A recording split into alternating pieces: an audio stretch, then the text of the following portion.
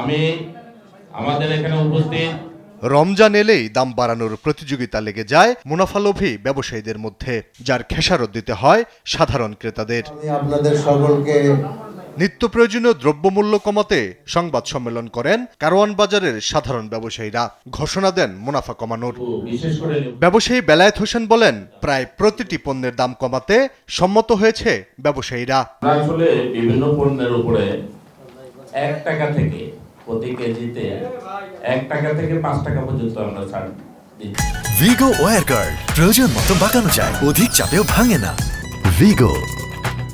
ইনশাআল্লাহ আমাদের ব্যবসায়ীরা এখান থেকে যেই এটা কার্যকারিতা করবে এবং এ ধারা অব্যাহত রাখার চেষ্টা করা হবে জানিয়ে চাঁদাবাজদের কঠোর বার্তা দেন স্থানীয় সংসদ সদস্য সাইফুল আলম খান মিলন। যদি বন্ধ করতে হয় তাহলে সরকারের সহযোগিতা, বিশেষ করে স্বরাষ্ট্র মন্ত্রণালয়ের সহযোগিতা অত্যন্ত জরুরি এবং আমাদের সরকারকে সাহায্য করতে হবে এবং সেটা যদি করে তাহলে এটা সম্ভব।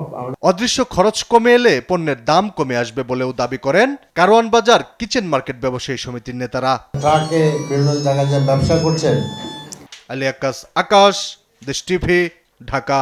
আমি আপনাদের সকলকে